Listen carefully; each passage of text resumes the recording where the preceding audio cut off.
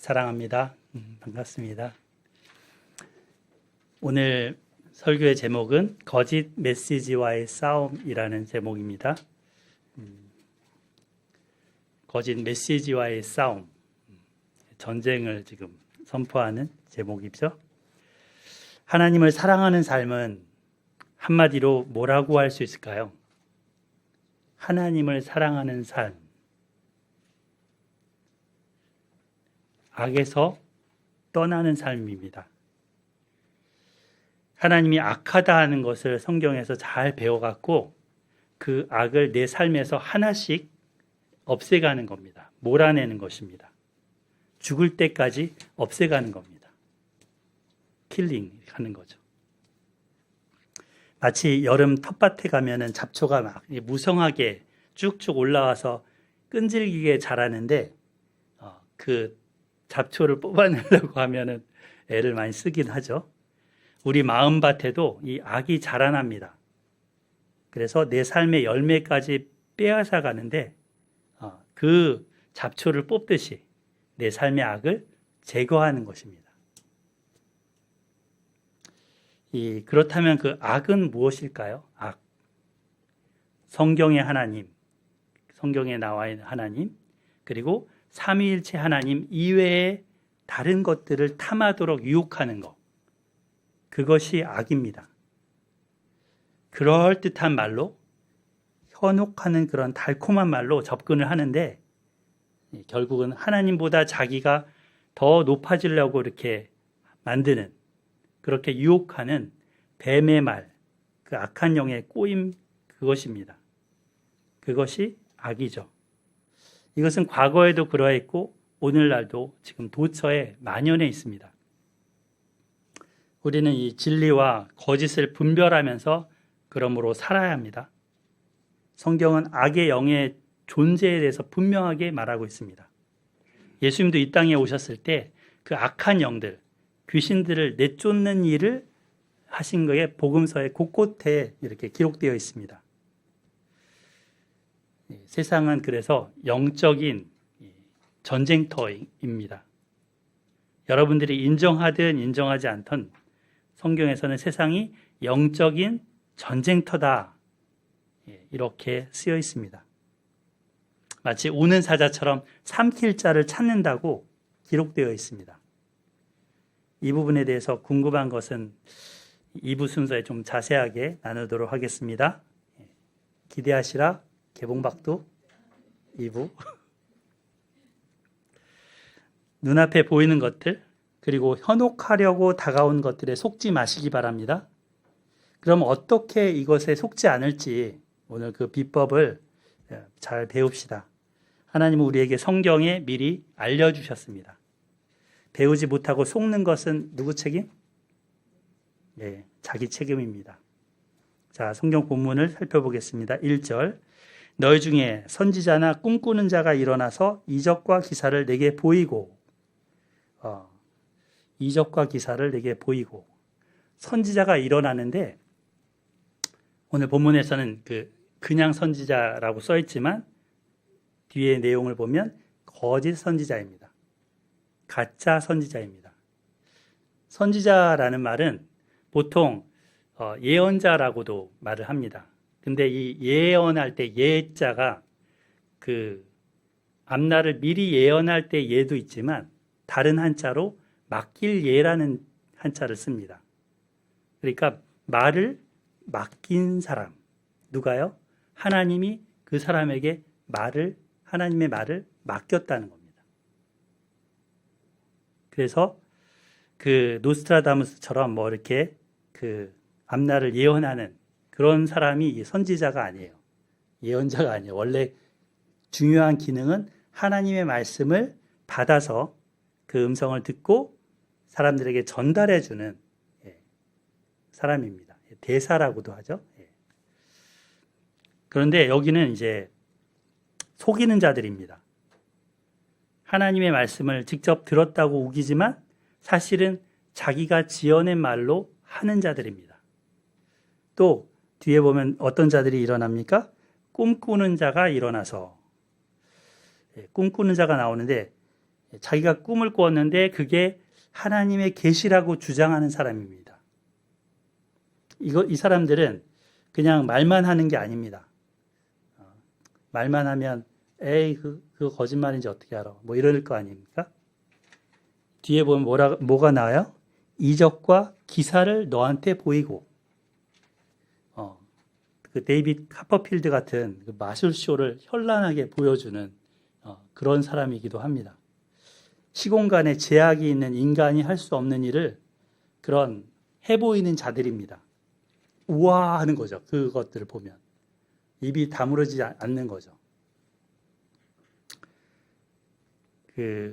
요즘에도 보면 이 아말감이었던 치아가 금 도금한 이빨로 바뀌게 한다든지 금가루가 몸에 뿌려지는 체험을 하게 한다든지 그런 일들도 있습니다. 저도 실제적으로 겪어봤던 일이기도 하고요. 그 샤머니즘적인 그 기적이나 신기한 일들을 좋아하는 한국인들은 이런 것에 많이 현혹이 됩니다. 그래서 또 어떤 사람은 자기도 자기 입으로 막 뭐라고 이상한 방언을 하고 막 하는데 자기도 못 알아듣는 말을 하고 주변 사람들도 못 알아듣는 말을 막 합니다. 그러면 우와 뭔가 있나 보다. 뭔가 큰 능력이 있나 보다. 이렇게 생각도 하게 합니다. 이 출애굽기에 보면은 그 이집트에서 10가지 재앙을 하나님이 내리셨죠. 그때 첫 번째 재앙이 나일강 물을 피로 바꾸는 그런 재앙이었잖아요. 근데 그 전에 뭐가 있었냐면 모세가 가지고 왔던 지팡이를 바로 앞에서 던졌어요. 그러니까 지팡이가 뭐가 됐냐면 뱀으로 바뀌었다고 합니다. 근데 그걸 보고 있던 주변의 이집트 요술사들도 자기들이 들고 있던 지팡이를 던졌더니 그게 뱀으로 바뀌었다고 해요. 이적과 기사를 보이는 거죠. 하나님의 능력으로 이 지팡이가 뱀으로 바뀌는 것도 있었지만 이 술사들도 악한 영의 능력으로 그런 일을 하는 겁니다.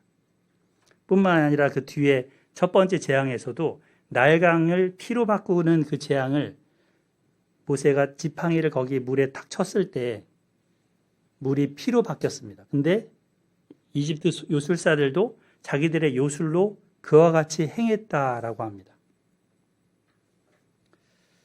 가나안 땅에 들어가서 살게 되면 이 이스라엘 동족 중에 이러한 거짓 선지자나 꿈꾸는 자들이 일어나서 큰 능력을 보이면서 정말 유혹을 할 수 있다는 겁니다. 가나안 족속 중에서 오는 게 아니고 그 이스라엘 백성 가운데에서 일어납니다. 같은 동족 중에서. 너희 중에라고 했죠. 제 핸드폰에 보면은 여기에 그 연락처가 많이 저장돼 있을 거 아니에요. 전화번호. 그 연락처 중에 사기꾼이라는 이름으로 저장한 사람들이 몇 명 있습니다. 리스트가. 요즘도 그 눈 뜨고 있으면 코베 가는 세상이라고 합니다. 그죠? 눈 뜨고 있으면 코베 가는 세상입니다. 그래서 그 거짓말로 이제 꾸며갖고 돈을 뺏어가려는 사람들이 스팸 메일이나 또는 이러한 금융 사기나 또는 보이스피싱, 투자 물론 사기 이런 거로 사기를 치려고 듭니다. 얼마 전에 제가 같이 일을 했던 연구원이었는데 지금은 딴 데 일을 하시는데 그분한테 연락이 왔습니다.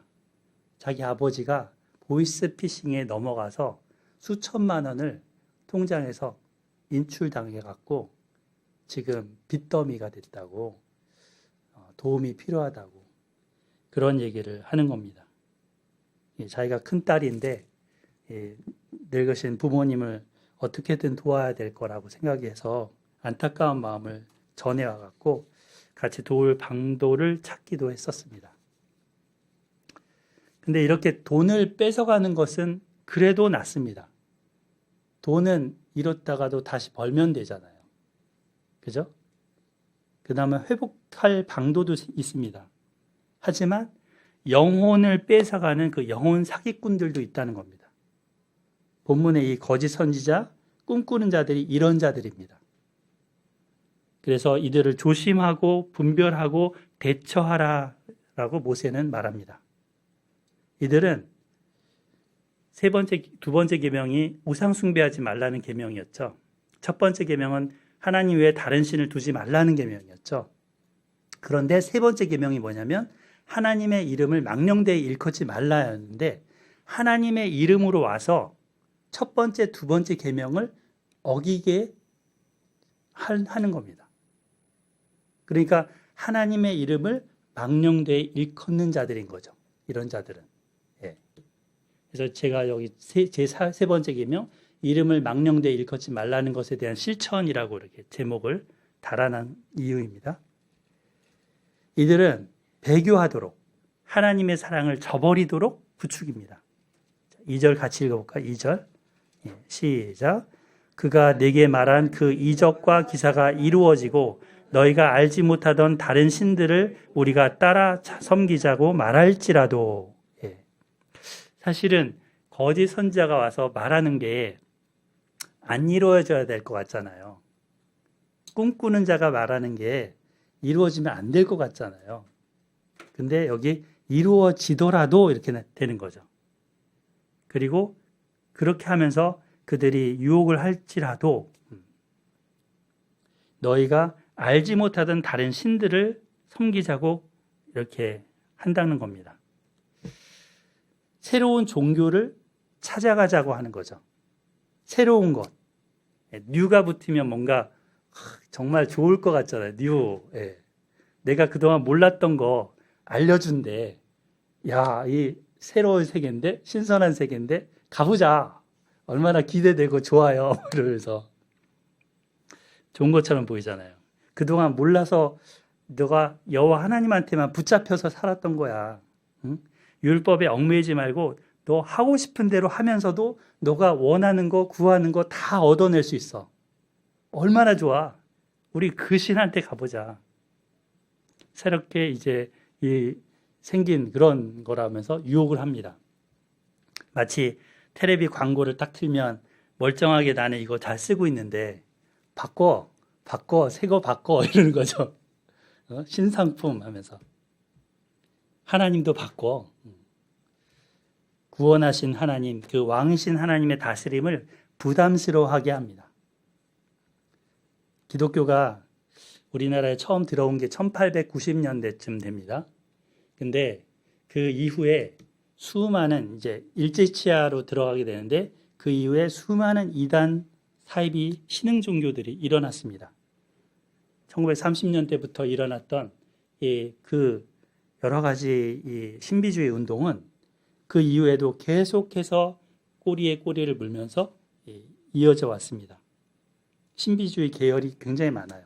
6.25 전쟁 이후에 생겼던 그 종교 가운데 여기 보면은 그 전도관에 박태선 장로 그런 사람이 있어요. 그리고 거기서 나온 영생교의 조희성 그리고 그 이후에 나왔던 장막성전 유재열 이런 사이비 교주들이 계속 이적과 기사를 행하면서 수많은 사람을 유혹했습니다.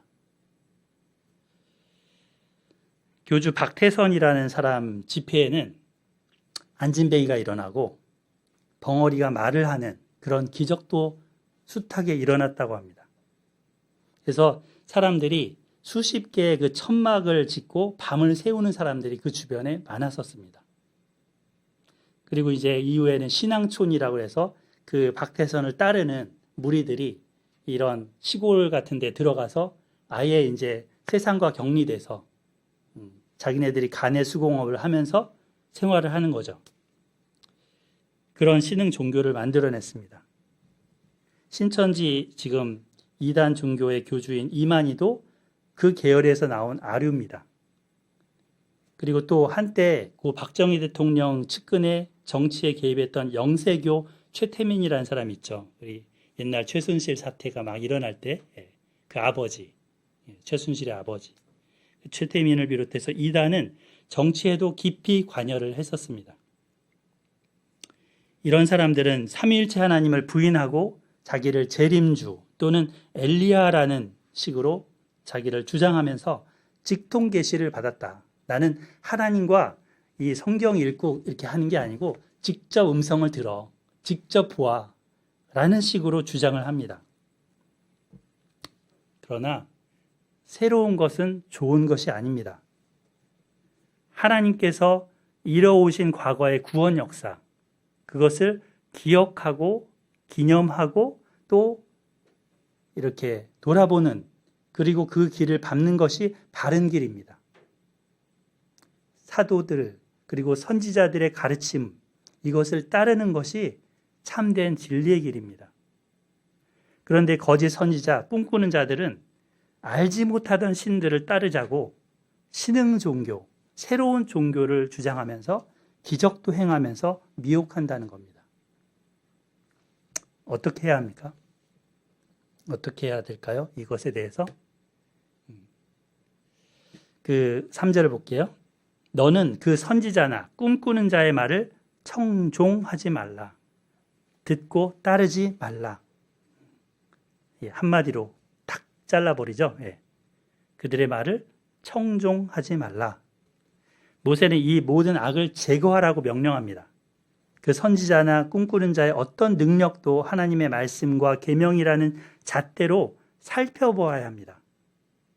하나님께서 주신 마땅히 순종할 그 계명에서 벗어나게 한다면 그것이 악이고, 그래서 그들은 악인이 되는 것이고 듣지 않아야 된다는 겁니다. 하나님이 이 사람들을 이 땅에 잠시 활동하도록 허용하시지 않으면 좋을 텐데, 허용하시는 이유는 또 그럼 무엇일까요? 왜 이들이 와서 잘 살고 있는 백성들을 마음을 이렇게 뒤집어 놔서 유혹을 하게 하나님은 허락하시는 걸까요? 그게 3절 후반부의 내용이죠. 이는 너희의 하나님 여호와께서 너희가 마음을 다하고 뜻을 다하여 너희의 하나님 여호와를 사랑하는 여부를 알려하사 너희를 시험하심이니라. 이 이스라엘 백성이, 하나님의 백성이 하나님을 사랑하는지 그 여부를 알려고 테스트하기 위함이래요. 그래서 하나님이 잠시 이들을 허용하신다는 거죠. 그 사람들이 보여주는 이적이나 기사를 따라갈 건지, 아니면 하나님 주신 말씀을 따라갈 건지 하나님께서 살펴보고자 하십니다.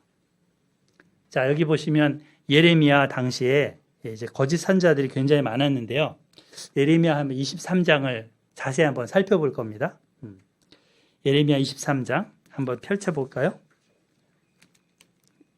구약성경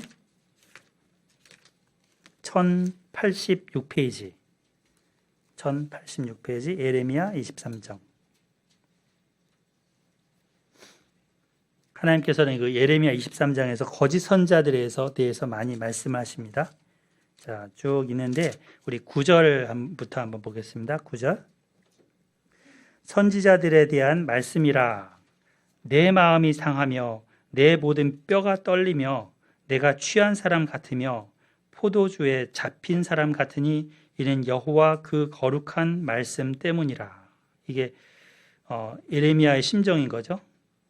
마치 마음이 상하고 술 취한 것처럼 지금 제정신이 아니다. 하나님의 이 말씀을 들었기 때문이다 라는 거죠. 10절. 이는 이 땅에 간음하는 자가 가득하도다. 저주로 말미암아 땅이 슬퍼하며 광야의 초장들이 마르나니 그들의 행위가 악하고 힘쓰는 것이 정직하지 못함이니라. 우리 11절 읽어주실까요? 11절 시작. 여호와의 말씀이니라. 선지자와 제사장들이 악하니라. 내가 내 집에서도 그들의 악을 발견하였노라. 네, 여기 내 집이라고 하면 하나님의 성전인 거죠. 하나님의 성전. 지금으로 치면 교회. 교회에서도 그 악이 있는 걸 보셨다는 겁니다. 그래서 그러므로 그들의 길이 그들에게 어두운 가운데 미끄러운 곳과 같이 되고 그들이 밀어냄을 당하여 그 길에 엎드러질 것이라. 그들을 벌하는 해에 내가 그들에게 재앙을 내리리라. 여호와의 말씀이니라. 그 악에 대해서 하나님이 심판하시겠다고 마음에 작정하셨습니다. 13절 볼까요? 내가 사마리아 선지자들 가운데 우매함을 보았나니 그들은 바알을 의지하고 예언하여 내 백성 이스라엘을 그릇되게 하였고, 지금 이 당시 예레미야 당시에는 그 북쪽은 북이스라엘이죠. 거기 북이스라엘을 사마리아라고 합니다. 사마리아 지역의 선지자들은 바알 선지자들이 많았습니다. 대부분. 그래서 이런 사람들이 북이스라엘 백성들을 잘못된 길로 미혹을 했다는 겁니다. 14절. 내가 예루살렘 선지자들 가운데서도 가증한 일을 보았나니, 지금 예레미야가 살고 있는 이 예루살렘, 거기에도 가증한 일이 있다는 거죠. 그들이 어떻다는 거예요? 간음을 행하며 거짓을 말하며 악을 행하는 자의 손을 강하게 하여, 그러니까 잘못 행하고 있는 십계명을 따라 살지 않는 사람들의 마음을 책망을 해야 될 텐데 오히려 더 힘을 준다는 거예요. 그런 사람들을 더 축복을 해준다는 거예요. 그러니까 백성들이 자기 길이 옳은지 알고 뉘우칠지를 모르고 지금 어떻게 됐습니까? 소돔과 다름이 없고 그 주민은 고모라와 다름이 없느니라. 하나님 앞에 소돔 고모라 백성들처럼 타락한 백성이 되어버렸다는 겁니다. 마치 지금 동성애를 합법화시켜가는 그런 우리나라, 오늘날도 비슷한 거죠. 나라가 잘못 돌아가고 있는데 잘 된다, 복 준다 이런 말만 하나님의 집에서 하나님의 종들, 선지자들, 제사장들이 그런 말만 하고 있다는 겁니다. 잘못하면 잘못한 것을 책망하고 바로잡아야 되는데 그렇지 않게 하지 않는다. 그래서 그 뒤로 한번 16절 넘어가 보겠습니다. 16절 읽어보실까요? 시작. 만군의 여호와께서 이와 같이 말씀하시되 너희에게 예언하는 선지자들의 말을 듣지 말라. 그들은 너희에게 헛된 것을 가르치나 그들이 말한 묵시는 자기 마음으로 말미암은 것이요 여호와의 입에서 나온 것이 아니니라. 네, 그 말을 하는데 하나님의 말씀이 아니고 자기 입에서 만들어낸 말을 하고 있다는 거죠. 저 같은 목사가 되게 조심해야 하는 위치입니다. 그래서 누구든지 선생되기를 조심하라. 선생된 자가 더 큰 심판을 받는다. 이런 말씀하신 게 말을 해야 되는 입장이잖아요. 설교자니까.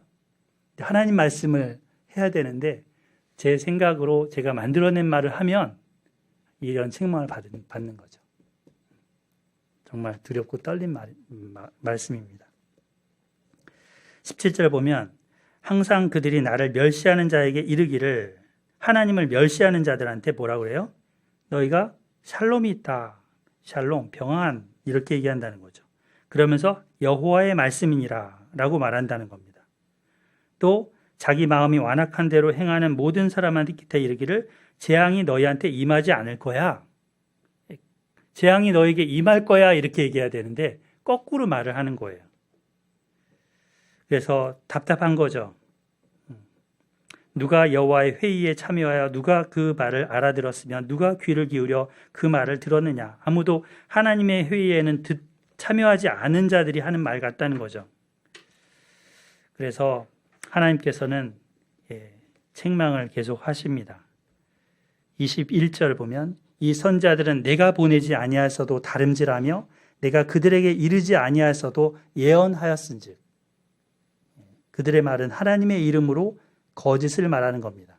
지금 세 번째 계명이었던 하나님의 이름으로 망령되이 일컫는 그런 짓을 하고 있는 것입니다.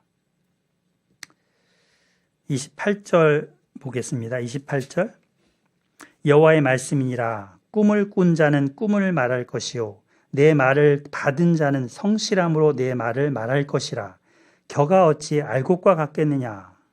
자, 여기 보세요. 꿈을 꾼 선지자는 꿈을 말할 것이요. 이것이 뒤에 나오는 겨일까요? 알곡일까요? 내 말을 받은 자는 성실함으로 내 말을 말할 것이라. 하나님의 말은 겨일까요? 알곡일까요? 알곡이죠. 꿈을 꾼 선지자가 말하는 그 꿈은 겨에 해당되는 거죠. 그죠? 그 꿈과 하나님의 말과 어떻게 같겠느냐라는 말이에요. 그래서 29절 여호와의 말씀이니라. 내 말이 불같지 아니하냐? 바위를 쳐서 부서뜨리는 방망이 같지 아니하냐? 알곡일 뿐더러 불과 같고 방망이 같다라고 말씀하십니다. 그러니까 꿈꾸는 자들이 꿈 얘기하고 그걸 해몽하면서 하나님의 계시라고 떠들지만 하나님의 말씀과는 거리가 먼 겁니다. 악을 여전히 행하면서 악을 돌이킬 생각은 안 하고 풍요만을 바라는 거예요. 그러니까 겨인 거죠. 알곡을 가져오지 않는 겨인 것입니다. 속은 아무것도 채워지지 않는 겉만 알곡처럼 보이는 모양이라는 거죠. 반면에 하나님의 말씀은 알곡입니다.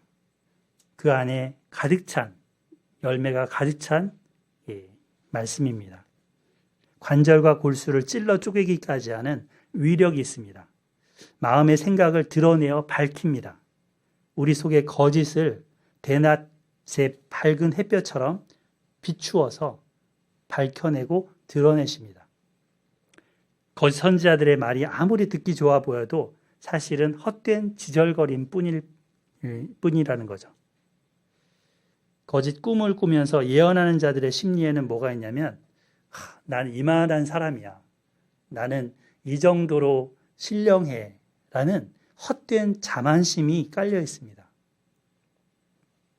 오늘날 수많은 청년들을 미혹하고 있는 이단 교주들한테도 이러한 거짓의 영이 있습니다. 거짓말을 해도 이거를 모략이라고 하는 거죠. 신천지에서 기존 교인들을 자기네 이단으로 끌어갈 때 거짓말을 해도 된다라고 가르칩니다. 거짓말을 그거는 잘못이 아니고 모략이야, 모략. 전략이야. 이렇게. 그래서 뻔한 거짓말을 그냥 입에 침도 안 바르고 하는 거죠. 계시록의 비밀을 홀로 아는, 그래서 그것을 홀로 열어서 이긴 자라고 그 이만희는 자기를 세우고 계시록을 풀었다라고 주장을 합니다. 진리의 말씀이 아니라 자기의 자만심을 채우기 위해서 미혹을 합니다. 각종 유사 종교, 신흥 종교, 비슷하지만 다른 사이비들 이런 것들이 한국에 널려 있습니다. 조심해야 합니다. 유사품에 조심해야 됩니다. 자, 29장 한번 넘겨보면 예레미야 29장 8절에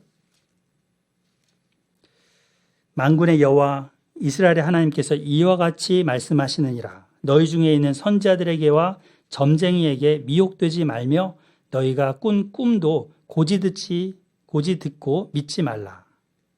자꾸 이 꿈 얘기가 나오는 거는 이런 꿈쟁이들이 과거에 이 예레미야 당시에 거짓말을 계속 만들어냈다는 것입니다.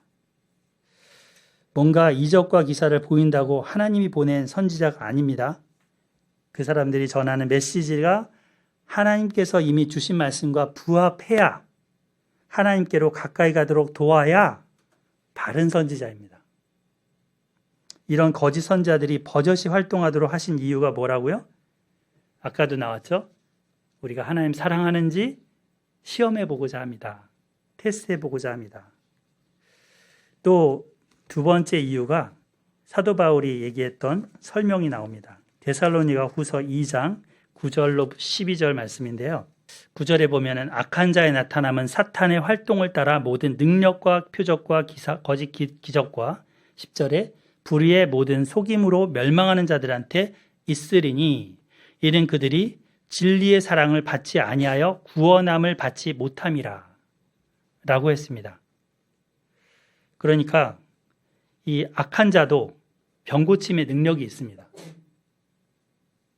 능력이 있고 표적을 보이고 기적을 일으킵니다. 근데 이러한 신비한 현상을 나타내는 걸 보이지만 결국은 속임입니다. 속이는 것이고 거기에 빠지는 자들은 같이 멸망의 길을 가는 거죠.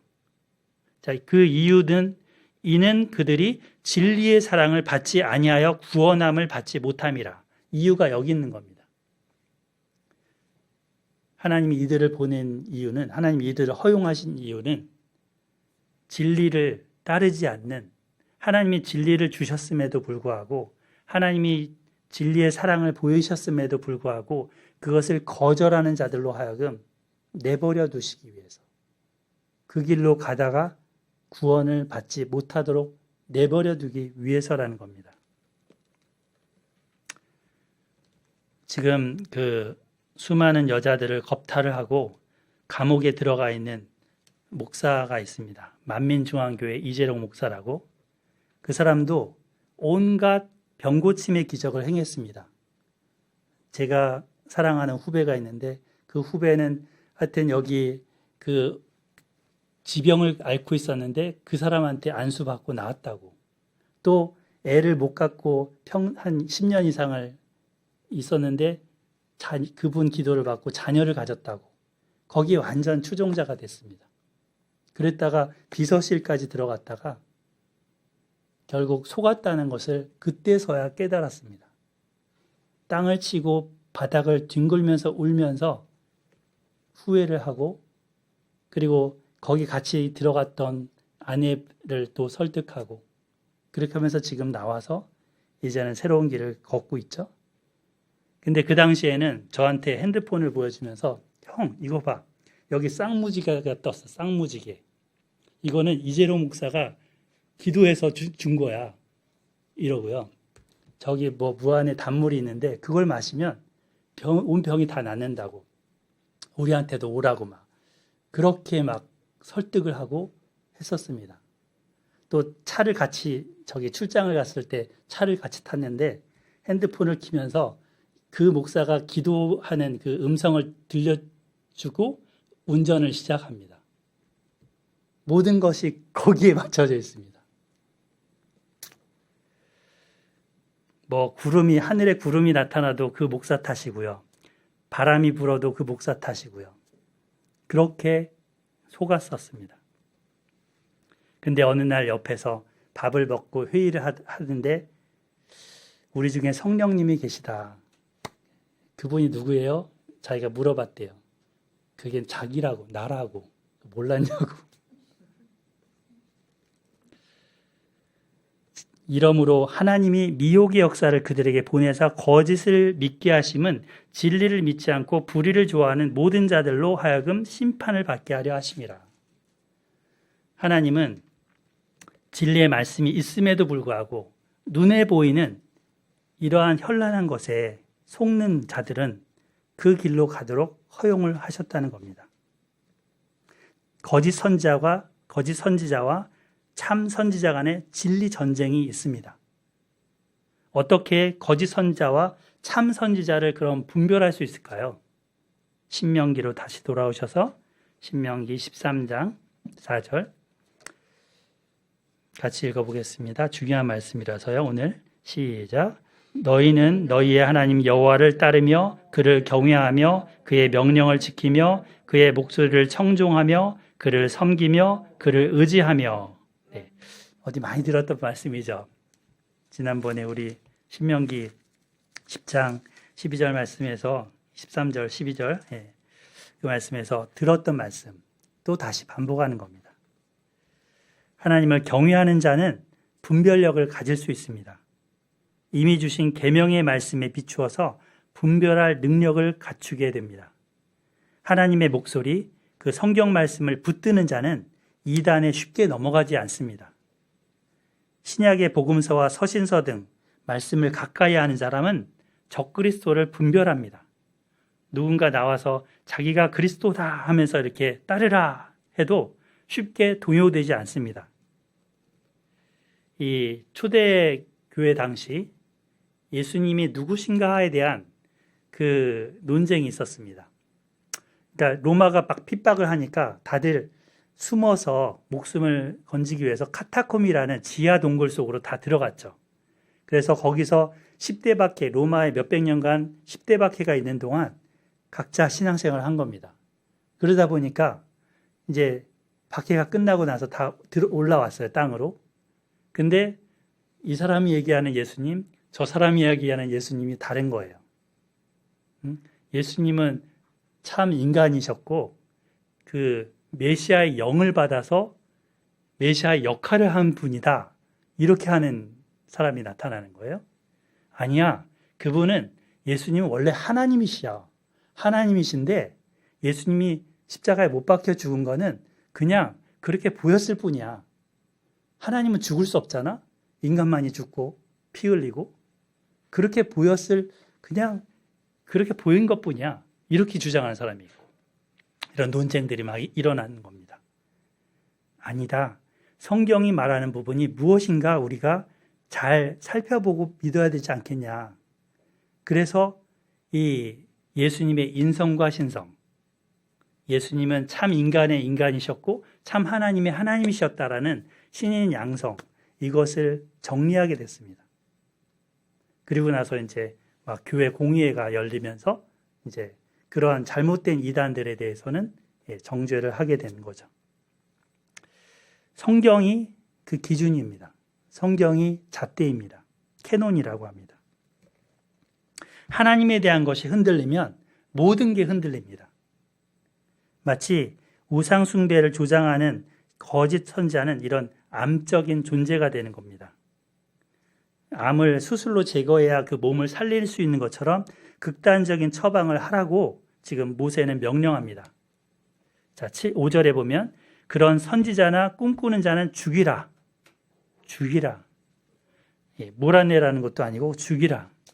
이는 그가 너희에게 너희를 애굽 땅에서 인도하여 내시며 종되었던 집에서 속량하신 너희의 하나님 여호와를 배반하게 하려 하며 너희의 하나님 여호와께서 내게 행하라 명령하신 도에서 너를 꿰어내려고 말하였습니다.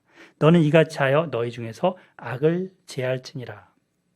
이런 자들을 쳐 죽이라는 거죠. 하나님은 그 거짓 선지자의 목숨을 초자연적으로 데려갈 수도 있으실 거 아니에요?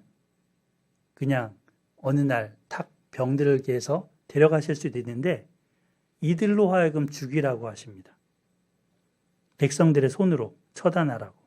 그래서 스스로 악을 제거하는 노력을 하라는 합니다. 영혼 사냥꾼, 영혼 사기꾼들이기 때문입니다. 두 번째는 우상 숭배를 하도록 부추기는 사람들이 이런 권위자들은 그래도 좀 멀잖아요. 거리가. 마음에서 좀 거리가 있잖아요. 근데 이번에는 가장 친근한 사람들이 우상 숭배를 부추기는 겁니다. 그래서 이러할 경우를 예를 듭니다. 6절, 7절.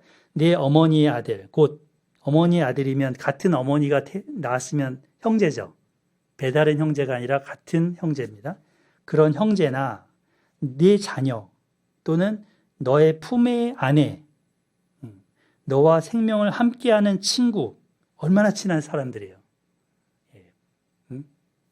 그런 친구가 가만히 너를 깨어 이르기를 너와 네 조상들이 알지 못하던 다른 신들, 곧 네 사방을 둘러싸고 있는 민족. 여기 보면은 그 이스라엘 보면은 암몬도 있고 모압도 있고 에돔도 있고 그 다음에 옆에 블레셋도 있고 위에 시돈, 두로 있잖아요. 이런 나라들이 각기 신들이 있거든요. 우상들을 섬기거든요. 가깝든 멀든 이 땅에서 땅 이 끝에서 저 끝까지에 있는 민족의 그런 신들을 우리가 가서 섬기자 이렇게 말할지라도 이게 부추길 수 있다는 거죠.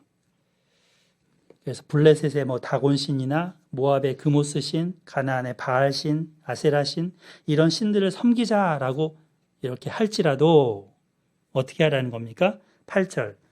너는 그를 따르지 말며 듣지 말며 긍휼히 여기지 말며 애석히 여기지 말며 덮어 숨기지 말고 아무리 친한 친구고 아무리 친한 가족이라 하더라도 그들이 우상 숭배를 하도록 부추기면 유혹하면 따르지 말라. 듣지 말라. 긍휼히 여기지 말라. 애석히 여기지 말라. 덮어 숨기지 말라. 지금 말라가 한 5번 나오네요. 말며 말고 이렇게 저렇게 하지 말고 누누이 당부를 한 다음에 어떻게 하라고 합니까? 9절 같이 읽어볼까요? 시작. 너는 용서 없이 그를 죽이되 죽일 때에 네가 먼저 그에게 손을 대고 후에 뭇 백성이 손을 대라. 죽일 때 먼저 가장 친했던 너가 마음 아프지만 정말 속이 쓰리고 도저히 할 수 없는 그거지만 먼저 돌로 치라는 얘기예요. 그 영화 중에 스토닝이라는 영화가 있어요. 스토닝이라는 영화 보면 그 이슬람권인데요. 거기가 이 한 아내가 바람을 폈다라는 거예요. 그래서 그거를 누가 이렇게 고발을 해서 결국은 돌로 쳐 죽이는 투석형을 하는데 땅을 파요. 그리고 땅을 파고 거기다 사람을 집어넣고 그리고 나서 그 안에서 못 나오게 이렇게 해놓은 다음에 가장 사랑하는 그 남편이 먼저 돌을 던집니다. 그리고 나서 다른 동네 사람들이 돌을 던져서 완전히 피투성이가 돼서 죽는 그런 스토닝 영화가 나오는데 그런 것처럼 죽이라는 얘기입니다. 대응이 매우 강렬합니다. 강경합니다. 이 형벌의 무거움은 그 죄가 엄청나게 무겁다라는 것입니다. 쉽진 않죠. 내 피부치를 어떻게 죽인다는 말입니까? 근데 죽이라고 하시는 거는 그만큼 이 죄의 파급력이 크고 그 대가가 엄중하다는 것을 말해줍니다. 자기 백성을 종살이에서 건져내서 이제 자기 보배로운 소유로 삼으신 그 하나님에 대한 배신 행위, 배반 행위이기 때문입니다. 우리의 첫 자리가 하나님 말고 부모, 형제, 자매, 그리고 형제, 이 친구, 이게 돼서도 안 된다는 의미이기도 합니다. 첫 자리는 하나님이어야 된다는 거죠. 하나님을 배신하게 하는 그 누구도 긍휼히 여기지 말라, 애석히 여기지 말라, 덮어 숨기지 말라 합니다. 그리스도인인 우리한테는 우리의 마음과 삶의 첫 자리에는 누가 돼야 합니까? 예수 그리스도이시죠. 근데 예수님이 마태복음에 보면 그런 말씀을 하셨습니다. 마태복음 10장 37, 38절에 아버지나 어머니를 나보다 더 사랑하는 자는 내게 합당하지 아니하고 아들이나 딸을 나보다 더 사랑하는 자도 내게 합당하지 아니하며 또 자기 십자가를 지고 나를 따르지 않는 자도 내게 합당하지 아니하니라. 예수님께서도 만약에 아버지나 어머니가 예수님보다 더 우선순위에 있다면 제자로 합당하지 않다고 하십니다. 또 심지어 마가복음 10장 29절에 보면 예수님과 복음을 위해서 집이나 형제나 자매나 어머니나 아버지나 자식이나 전토를 벌인 자는 현세에 있어 100배나 받는다. 그런데 박해를 겸하여 받는다. 또 내세에는 영생을 받는다라고 하십니다. 벌이라는 얘기인가요? 예수님과 복음을 위해서 벌이라는 얘기인가요? 그러니까 그 순순위를 그렇게 매기라는 거죠. 예수님과 복음을 가장 최우선적으로 여기고 따르라라는 얘기죠. 정에 이끌리는 게 아니라 진리를 이끌려서 살으라라는 말씀입니다. 예수님 자신도 그랬습니다. 어느 날 그 엄마가 형제들과 찾으러 왔는데 내 형제와 자매와 모친은 아버지 하나님의 뜻을 따르는 자들이다라고 하셨습니다. 혈육보다도 하나님의 말씀을 듣고 따르는 자가 내 형제요 자매요 모친이다라고 하십니다. 우리는 여전히 다른 신을 따라 살고 있는 무신론자도 사실은 자기가 안 믿는 없는 신을 믿는 거죠. 네. 그런 가족 친지들이 주위에 있습니다. 이분들을 정말 위해서 우리는 어떻게 합니까?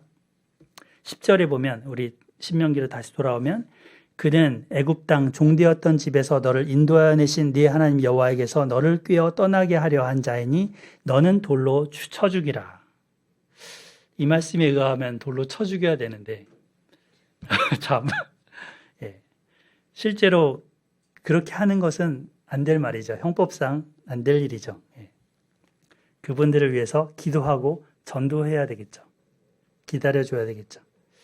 구약 당시에는 죽이지 않으면 그 영향을 반대로 받게 되는 거예요. 그 대가족 사회잖아요. 그 사회 속에서. 그리고 같이 하나님을 떠날 수 있었기 때문에 이런 극단적인 명령을 내렸다고 봅니다. 그 백성이 이렇게 엄중하게 우상숭배 악을 제거하려고 노력하면 주변 백성들한테 경외심이 들게 하겠죠. 그래서 11절에 보면 온 이스라엘이 그렇게 하면 듣고 두려워하여 이 같은 악을 다시는 너희 중에 행하지 못하리라 하십니다. 이 백성들은 하나님에 대한 결단으로 그 악을 없애는 일에 동참해야 됩니다. 먼저 손을 댐으로써 증거를 삼아야 합니다. 그 결과 모든 백성이 우상숭배가 얼마나 무서운 악인지 깨닫고 두려워할 것입니다. 서로가 서로의 신앙을 돕고 격려하고 지켜주는 그런 관계가 될 것입니다. 사실 이 모세의 명령대로 했으면 여호수아 다음에 사사기가 안 왔을 겁니다. 사사기 바로 넘어가자마자 이 이방신들한테로 가잖아요. 그걸 받아들이잖아요. 그래서 급속도로 여호와 하나님의 진노를 사고 종살이를 그들 외국 군대에 종살이를 하는 거예요. 이게 되지 않아서 이스라엘 백성들에게 우상 숭배가 더 가속화가 된 겁니다. 자, 세 번째 경우는 죄악이 성읍 전체에 퍼졌을 경우입니다. 12절부터 이제 뒷절까지인데 간단하게 여기는 살펴보겠습니다. 네 하나님 여호와께서 내게 주어 거주하게 하시는 한 성읍에 대하여 네게 소문이 들리기를 너희 가운데서 어느 불량배가 일어나서 그 성읍 주변 주민을 유혹하여 이르기를 너희가 알지 못하던 다른 신들을 너희가 가서 섬기자 한다 하거든. 온 성읍이 이제 지금 섬기게 한다면 어떻게 하느냐? 14절에 보면 너희는 자세히 묻고 살펴보아라. 조사해보라는 거죠. 팩트 체크를 하면서 사실이면 어떻게 할 건지 뒷부분에 나옵니다. 여기서 15절에 보면 마땅히 그 주변 성읍 주민들을 칼날로 죽이고 하면서 마치 가나안 땅을 정복할 때처럼 거기를 다 여리고성을 다 무너뜨린 것처럼 그렇게 폐허로 만들라고 하십니다. 완전히 같은 동족인데 사형을 집행하듯이 처단하라고 하십니다. 왜요? 왜 그렇게 하셔? 14절에 보면 이런 가증한 일이라고 하는 거죠. 가증한 일이기 때문이라는 거죠. 오늘날 코로나 팬데믹 시대에 방역을 위해서라면 그 어떤 차단과 처치도 용납이 되고 있지 않습니까? 아무리 바쁘고 해도 바이러스에 걸린 사람은 일주일은 격리를 해야 됩니다. 지금 그래서 코로나 바이러스로 만약에 도시가 가득하게 되면 봉쇄를 하죠. 바깥으로 못 나가게. 하던 일을 다 중지시키죠. 옛날 그 후쿠시마 원전 사고가 터졌을 때도 그 후쿠시마 일대에 있는 주민들을 다 대피시켰습니다. 거기로 들어가는 사람들은 완전 방어 복장을 하고 들어가도 조심을 해야 됐습니다. 이런 거를 생각해 보면 금방 이해가 됩니다. 지금 온 성읍이 우상 숭배를 한다는 거예요. 하나님 편에서 볼 때는 이 우상 숭배는 이런 바이러스보다 또 원전 사고보다 더 악하고 더 긴급한 상황인 것입니다. 17절 너는 이 진멸할 물건을 조금도 내 손을 대지 말라. 그래서 어떻게 하라고 합니까? 되지 않으면 그리하면 여호와께서 그의 진노를 그치시고 너를 긍휼히 여기시고 자비를 베푸사 더하사 네 조상들에게 맹세하심 같이 너를 번성하게 하실 것임이라. 하나님의 진노가 거기서 사라지고 하나님의 긍휼이 베풀어진다는 것입니다. 이 말씀을 이렇게 따라야 된다는 거죠. 이 말씀을 만약에 듣지 않고 읽지 않고 그렇게 살지 않으면 거짓말에 속아 살 확률이 커집니다. 성공의 지름길이라고 하는데 사실 거기 속으면서 마치 아까 스팸 메일이 속듯이 또는 보이스피싱에 속듯이 속으면서 인생 허비하면서 살다가 죽을 것입니다. 하나님께 감사하지도 않고 그분을 영화롭게 하지도 않으면서 자기 이기심을 채우면서 헛되게 살 것입니다. 이 길은 나도 망하는 길이고 가족도 망하게 하는 길입니다. 마지막으로 모세는 그래서 당부합니다. 18절 네가 만일 네 하나님 여호와의 말씀을 듣고 오늘 네가 네게 명하는 그 모든 명령을 지켜 네 하나님 여호와의 목전에서 정직하게 행하면 이같이 되리라. 하나님을 최고로 모시는 삶은 그냥 자연스럽게 되지 않습니다. 왜요? 아까 3가지 나왔죠? 이런 사람들이 미혹을 할 것이기 때문입니다. 그러므로 악을 없앰으로 하나님을 사랑하는 삶, 그 말씀을 따라 사는 삶을 살 수 있습니다. 대다수가 이런 돈이나 나 자신을 떠받들면서 살라고 하는 우상숭배의 그 가치관 속에 살아갑니다. 하나님 사랑, 이웃 사랑의 그런 플러그가 꽂혀야만 우리는 행복한데, 그래야 하나님으로 채울 수 있는 공간이 꽉 채워서 사는데, 이게 빠진 상태로 살아가게 합니다. 마지막 때가 다가설수록 이런 미혹의 세력은 점점 더 커지고 배도하는 일은 있게 됩니다. 그러므로 하나님의 말씀을 우리는 잘 붙들고 깨어 있어야 되겠습니다. 평범한 사람이 행할 수 없는 이적으로 병을 치료해주고 초자연적인 기적을 일으키는 사람들이 있어도 쉽게 거기 동요되지 마시기 바랍니다. 우상 숭배를 안 하면 목숨을 앗아가겠다는 위협을 받을 수도 있습니다. 때로는 그 얘가 저기 다니엘의 세 친구들이었죠. 하나님은 저들을 보호하셨어요. 머리카락 하나 그 불에 그을리지 않게 하셨습니다. 근데 초대교회 때도 마찬가지 이 우상 숭배를 조장했습니다. 황제 숭배. 황제에게 절하지 않으면, 황제를 주요 그리스도라고 고백하지 않으면 저 사자의 먹이가 될 거라고 했습니다. 그러나 초대교회 성도들은 무릎 꿇지 않았고 그들의 입술로 예수 그리스도만이 구주요 왕이시라고 고백을 했습니다. 하나님이 이들을 육체에 대해서는 지켜주지 않았지만 그들의 영혼을 지켜주셨습니다. 하나님은 오늘날도 먹고 사는 문제보다 더 중요한, 그리고 생존의 문제, 생명의 문제가 이것이라고 합니다.